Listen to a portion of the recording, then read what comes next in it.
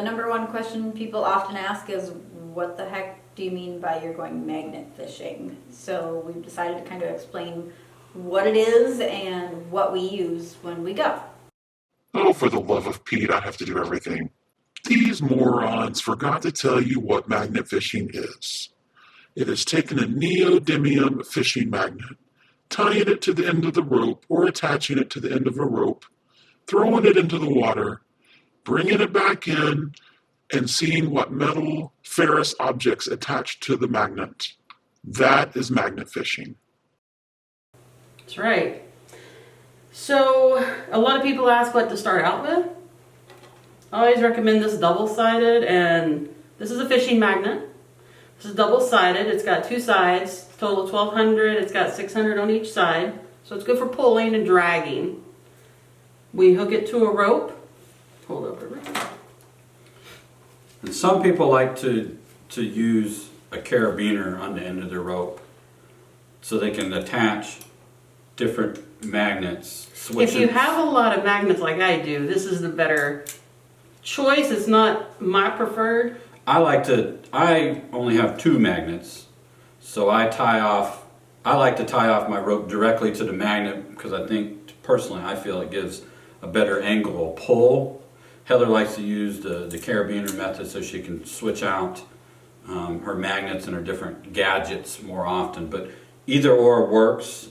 It's personal preference. Personal preference. And then we also like to, Heather bought these at Home Depot, Lowe's. They're just for like electrical. Cable minder. Cable minder. Because when we were first going out, I would just throw my rope all wadded up in my bag, and it just was, it wasn't pretty. It was janky. It was janky. You should always have a carabiner at the other end of your magnet so you can tie off so you don't throw the magnet off the end of the dock like I have done to Heather's magnets before, or you can free ball it the way Wiz does. And I just throw in and go and get magnet fishing. I'm just magnet out, stuff in.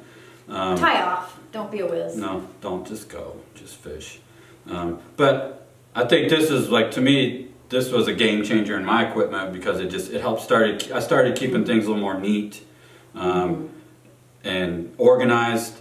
The other thing that, like, when we went out to, where'd we go? It was, when we did the big cleanup day, that water was really nasty, and the thing Heather brought up is she's real good about always washing her gear, washing the ropes. Most people, I don't know if they just hose them off with a water hose. And then, WD-40 your magnets, clean them off. Is one big other thing. That's what. And Where do you WD-40 your magnets? That's a good question, Ashley. It's a good question. Since I don't personally own any magnets and I'm just a huge mooch, it's probably a good idea to show people where do you do it on each magnet. Typically, on the double side, like that one, the double-sided. I spray the whole thing. I spray here. Got to spray your hole. And always lube your hole. Lube your hole. That way you don't get, when your magnet's setting idle, you don't get rust build up on it. I mean, it's going to get a little nasty looking, but the WD-40 helps it from getting really nasty and rusty. Single-sided, I WD-40 this side, and the eye bolt. Oh, and that's another thing. Whenever you first get your magnet, when you put this eye bolt on, a lot of people don't do this. You got to put your thread locker on here. So many people lose their magnets the first time because they keep tossing out, and this eye bolt comes undone because they did not put their thread locker on. That thread locker goes on the threads. Put the eye bolt on, you let it cure for 24 hours, no less. And that way... So it's almost like a glue. Yeah. And then you won't lose your magnet from losing the eye bolt. So we have here an assortment of the magnets that we like to use and the hook. This is a 1,500 pound single-sided magnet. I have a 1,400 pound that's kind of my starting magnet as I go to use.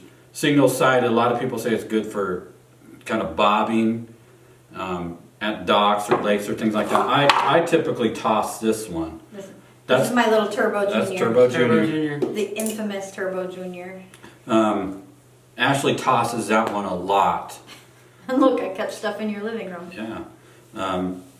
and catches things on that one. So that's a great, that magnet is just a magnet of nature. It just catches all sorts of wonderful stuff. We have another assortment of magnet. We have this is Heather's double-sided 800? 880. 880? It's a double You 880 gotta present it single-sided. correctly. This Yes. is a double-sided. 880.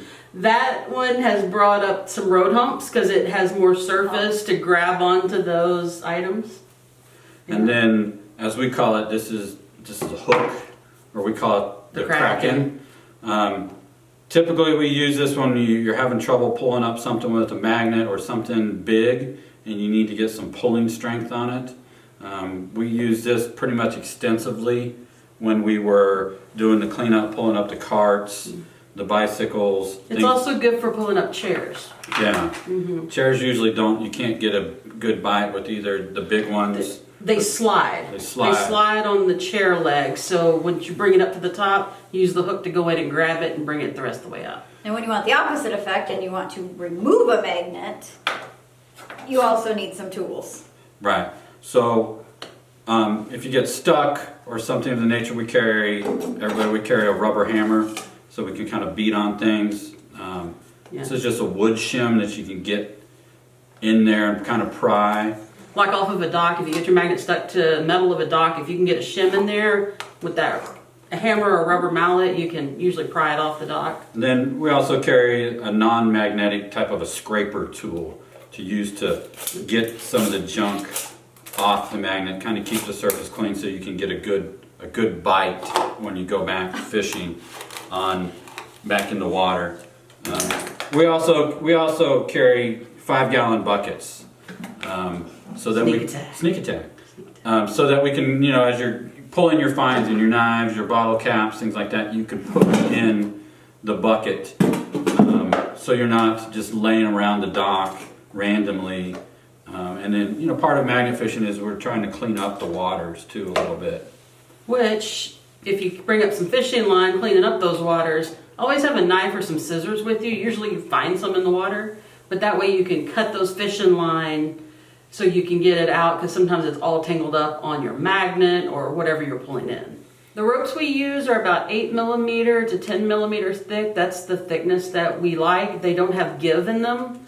We have bought some from like Brute Magnetics. We like their ropes. We are not sponsored, but we do like their ropes. I typically like the thicker rope. Thickness matters. Not because it's not about inherent strength of the rope, but when you're pulling in, it's easier on your hands over time. It's easier to grip. At the end, the little bitty tiny ropes, you can't really get a great grip on them, and then at the end of the day, it just wears your hands out. If you wore gloves, it would be better. I don't wear gloves. That's another reason we wear gloves. But rope burn. The bigger ropes typically I like because they're easier to grab onto and get a good pull on. They're also a little stronger and they wear down. Also, the thing also I've noticed too about after you've kind of been fishing with your rope for a while, it kind of gets worn down a little bit, so it's kind of a little bit nicer and a little bit smoother. It doesn't have the memory in it, so it kind of lays a little bit flatter. So you got to, and then the other thing we talk about, you want to clean your ropes after you're kind of done, so they don't get dirty, nasty, kind of smelly. I hose mine off with the water hose. I don't use soap or anything. I just hose them off really well.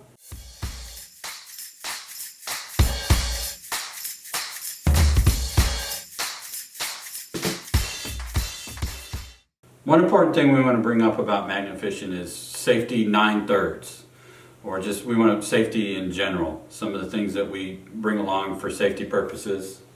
No love without the glove. Sorry. The ladies typically wear gloves when we're fishing. Because we're smart. We don't like to get our fingers pinched between magnets.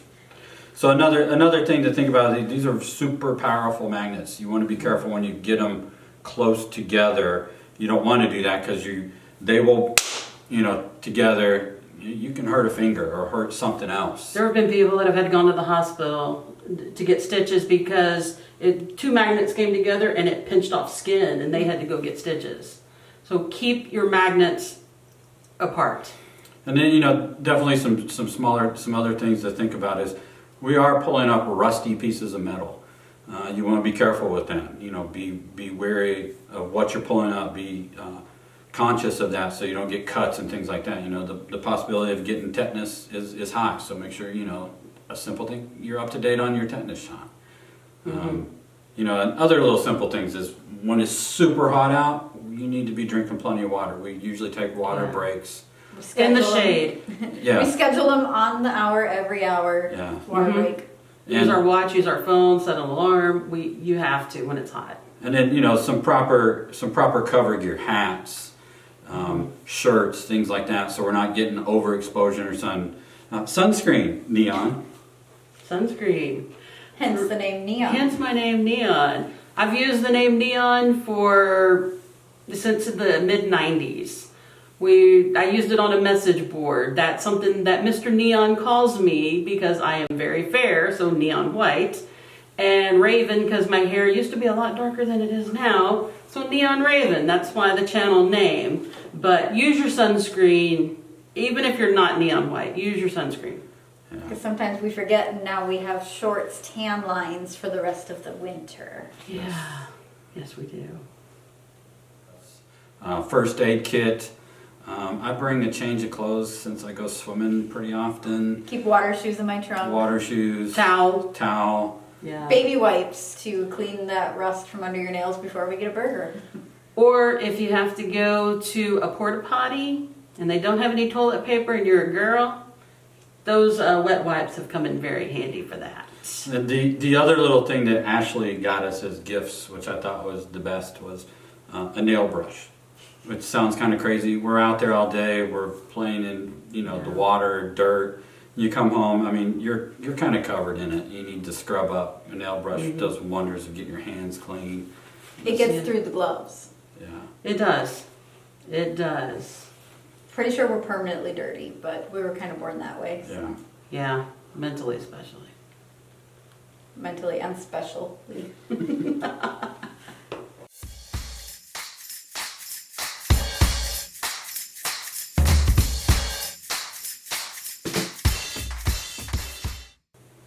So we want to talk about a little bit of our couple tactics that we use for magnet fishing.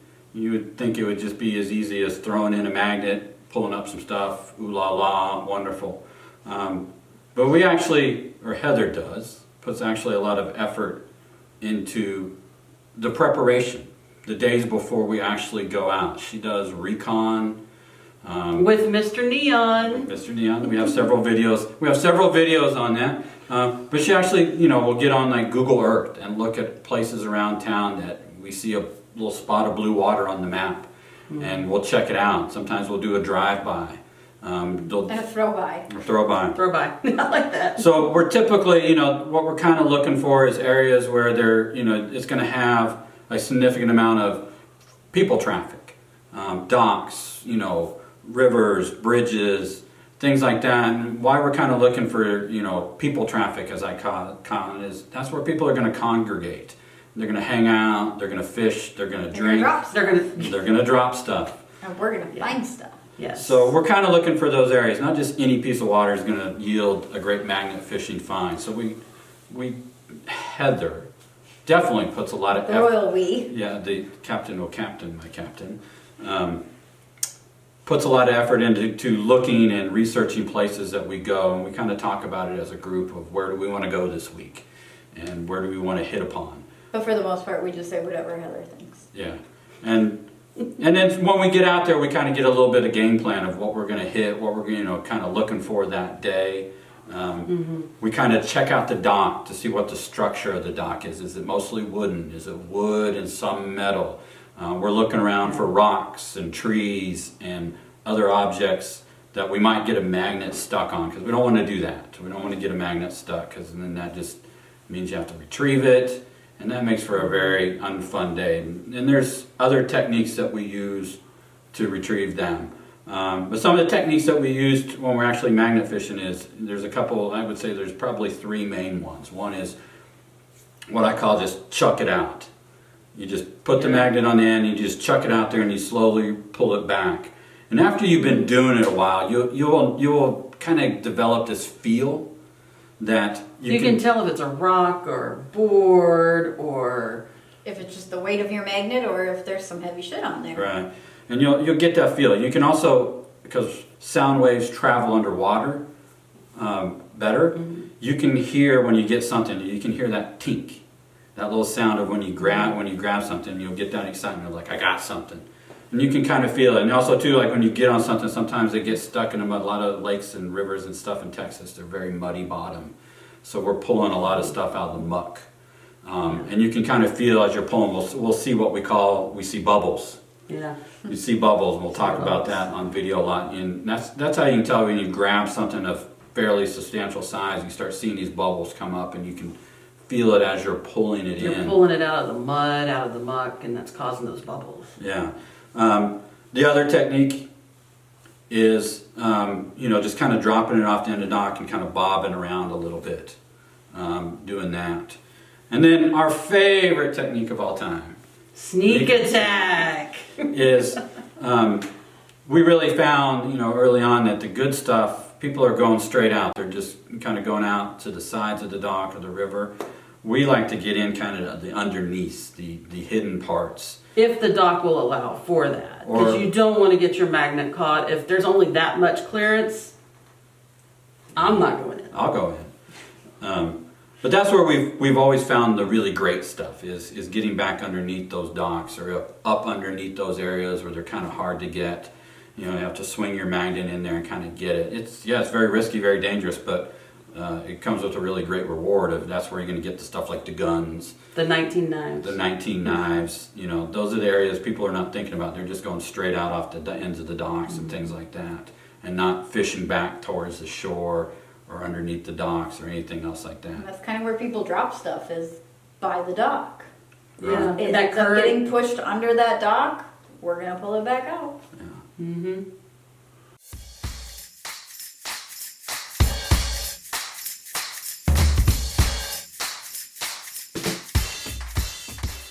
So it depends on how your magnet gets stuck. Sometimes it gets stuck on a log and your magnet's curved under it, and pulling it ain't gonna go nowhere.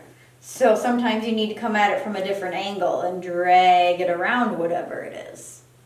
So the first technique Heather taught me on that one was we were fishing a bridge, and I got it stuck, and she was like, move down the bridge, and we moved 20 yards down the bridge and just gave it a good yank, and we pulled around the object, and the magnet became loose. Sometimes you'll get it so stuck that you have to come from like another side. The opposite direction. Like when we were fishing a Louisville fishing barge, I was stuck on something big out there, and we both doubled down on the rope and we're pulling as hard as we could, and we could feel the dock moving like, and we're like, oh shit, we're really stuck.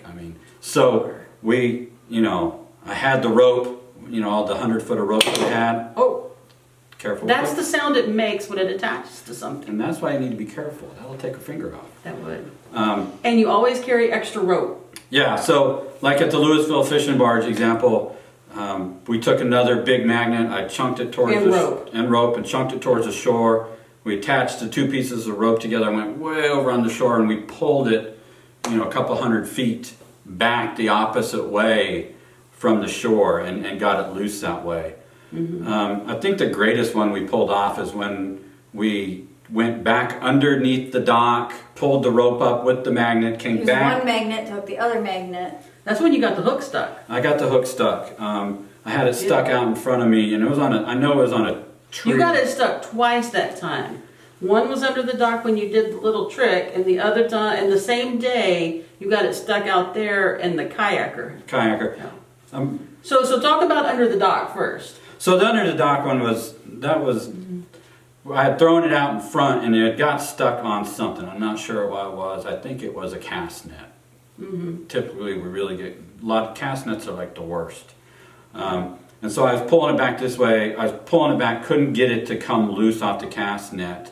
And I needed to go, I wanted to try to come the opposite way. So I threw a rope, sneak attack this way. With a magnet. With the magnet on it. Ashley threw her magnet in, caught my magnet. We carabined it off on that and pulled it back the opposite way. It was kind of complex. We had like the rope going around the dock, but we ended up being able to come back from the opposite way by just kind of using our tools and getting it stuck that way. And then the last final time we got it stuck, we just, hey, kayaker dude, come here. Or Heather was like, hey, come here, help. Well, you tried a tree branch first. A tree branch first. To try to push it out the other We direction. have a lot of methods for getting things unstuck. There's a We method don't to have- his madness. We don't have a lot of successful methods to getting things unstuck. Well, we've never lost a magnet We yet. have not lost a magnet yet. Now, we've used a lot of different methods to get unstuck. Yeah. We've used few successful methods. Mm-hmm. My favorite method to get things unstuck is to send you in the water fully clothed to just get under and swim down and pull it out. That's my favorite. And during the I summer- get to sit and watch perfectly dry. And I'm telling you, in the summertime, it's not a bad method because when it's 105 out, I mean, and you got to go in, it kind of feels good. But some of the waterways we go in, not so clean. No, it's Texas. None of the Not lakes so are clean. So, I've gone swimming like 3 or 4 times this summer and got the hook or a magnet unstuck. It's usually the hook. It's usually the hook. I get the hook stuck. I have to go Hooking it swimming. is always dirty for you. Hooking And it wet. makes you dirty. That comes up to another point. Take an extra pair of clothes with you because you come home dirty. Either Yeah. you go swimming or you fall down in the mud or you get mud all over you. Wait, so far you're just naming things you've done. What about the rest of us? Y'all just don't do these stupid things is why. Maybe I'm just fishing harder, want the big stuff, but Yeah. or I'm just the one you're like, so get the magnet. Okay, I'm going in the water. But I mean, there's lots of different techniques, and we just kind of use. But your motto is leave no lure behind. It's from fishing. It's like when you go fishing when I was young, and fishing lures are $3-4 a pop, and you don't have a lot of money when you're a kid. You lose a fishing lure, your fishing day could be over because you only have a handful of lures. So I'm like, we're getting that magnet out. We're going. And these are way expensive not lures. $3-4. These are way expensive lures, and I don't want to lose my favorite magnet. Like Turbo Junior. Somebody lost Turbo Junior. They did not know magnet left I behind. had a bad day. And it wasn't that far out. And we scored a good magnet that day. On that same day, that guy gave me that free magnet too. Yeah. He was over there with his, I guess, grandkids. He came over there and said, hey, you want a free lure? Or, not a free lure. This magnet, my wife ordered too many. And I'm like, no, dude, really, I've got a lot of magnets. If you find somebody else that needs it, that doesn't have any magnets, and he got it real close to my other magnet and it latched on, and he's like, well, I guess it's your magnet now. So that day I got 2 magnets for free. They're small, but Turbo's crazy. So Yeah. that was an interesting day. It's a good day. It was a good day.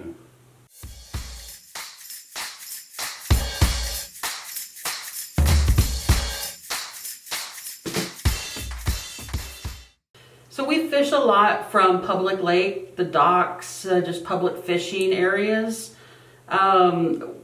If you fish from a bridge, just make sure there's no traffic coming. But also watch property. Make sure you have permission if you go on private property.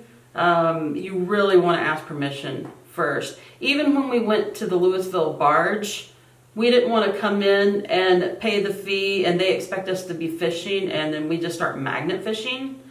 So you have to make sure they know what you're doing ahead of time and ask permission.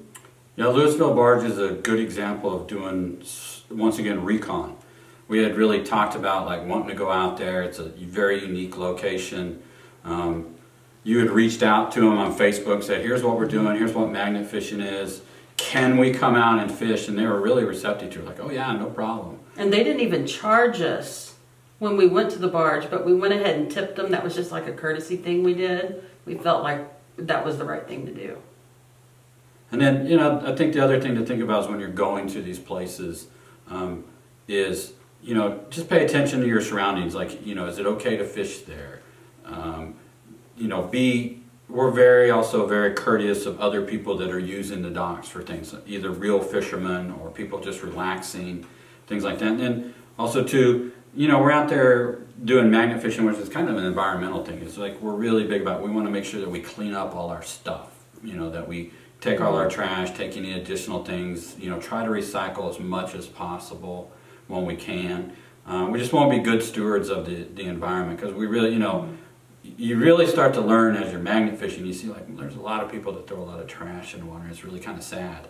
But it's kind of good that we can pull a little bit of that junk out, get it recycled, and have a fun time doing it. When you do pull stuff out, please throw it away. Don't just leave it where you find it. It's kind of ridiculous to pull it out of the water just to leave it on the land. It's just going to end up back in the water. And we found some stuff on docks. If we see trash on the dock, we'll pick it up, throw it in our bucket, so we throw it away later.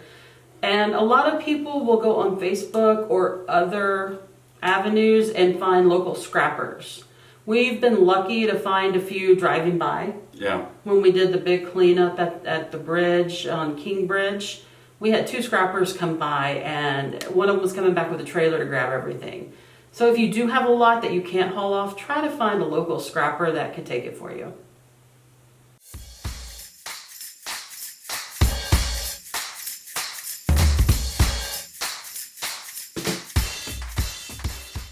So when we go out magnet fishing, for our videos, I have some GoPros, and we have different mounts that we can use to record our fishing. We try to show you technique, how we throw it out. I try to edit the video just right so you can see us throwing it out, bringing it back in, and what we're catching.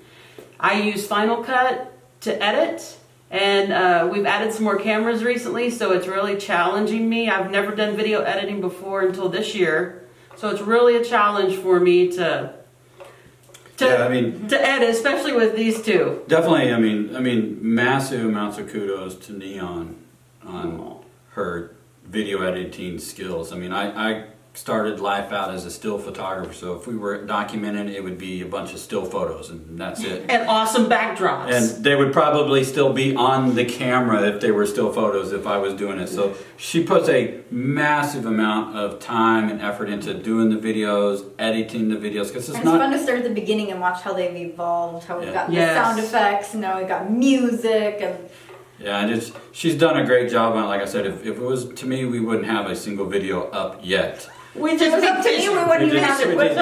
be fishing, and so and then Heather has a massive amount of background in creative stuff like scrapbooking and making cards and collages, and one of the awesome things that I wasn't aware that she was doing once we started is she started this journal. Yeah. So each trip we go out, I'll document the time, the depth, the temperature, who was there, if I did a video, what we caught. If there's any obstacles that were out there, like tree branches, which he's excellent at finding.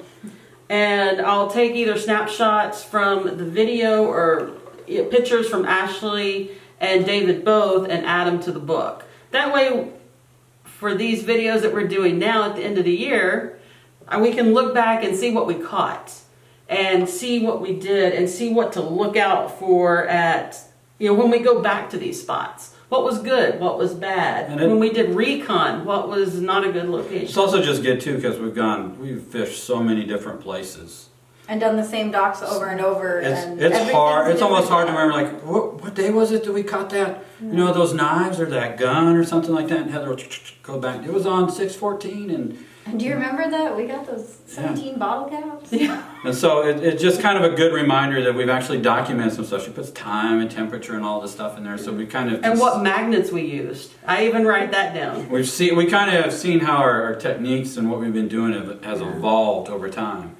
And then I think it's just one of the great things about, like, we see that in the book. It just brings back those great memories of why we actually do this. It's not because, yes, we like magnet fishing, we love magnet fishing, but it's more of, we get to hang out.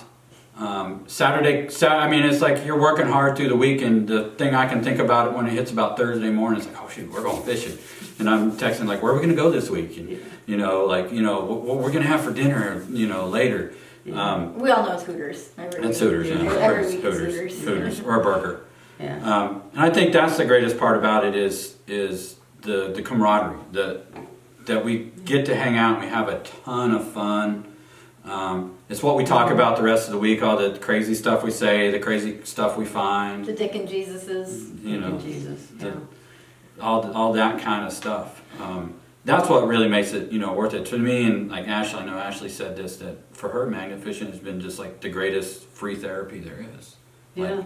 just the hanging out and the camaraderie. And I think that's for me. It's there's days we don't go out. We might not catch but one bottle cap, but we're outside and we're hanging out, Enjoying the weather. enjoying the weather. And you know, last weekend it was cold as snot. Yeah. And We we were, did not hang out. We did not enjoy the weather. but we were still out there tossing our magnet in the water. It's like 30 degrees outside. We're like, oh, we're Making gonna. fun of each other for what we're wearing and not wearing, and You know, we were out there doing it like we're die hard. You know, but it was a good time. It was another laugh. It was just put in the book of a laugh. You know, the whole hour that we were there. Yeah, we weren't out there very long. I think I spent more time messing with my gloves than fishing. And you taking know. breaks. We spent more time bitching about the weather than we did fishing. Yeah, it was good stuff. But I mean, either way, I mean, we always have a good time. We've never had a bad day of magnet fishing. No. That's true. We've had fun. Had a lot. We've had too much fun. Yeah. It's good. If anybody has any questions that we haven't covered, whether it's magnet fishing, personal, too personal, just feel free to ask in the comments, and we'll answer whatever you guys want to know. We'll tell you. I mean, if you want to know what kind of magnets we like, whatever we prefer, what kind of equipment you think that you could be missing in your bucket, let us know. Yeah, Put it down in the comments. like and subscribe. Yeah. Keep watching. Keep commenting. Thanks, guys. Thank you.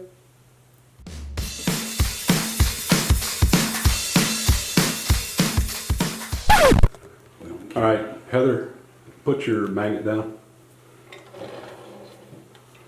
All right. Give me some jazz hands. There you go. No love without the glove. No love without the glove. Count us down. All right. You good there? Yes. Okay. We had a comment on a YouTube thing. So I got that on my watch. Ding, ding. Yeah. Yeah. One we'll go moment, get. Yeah. please. One moment, please. All right. Everybody settle. Everybody wiggle a little bit. So how do you go about, what tactic do you use to get your magnets unstuck? And talk about not just the tools you've already shown, but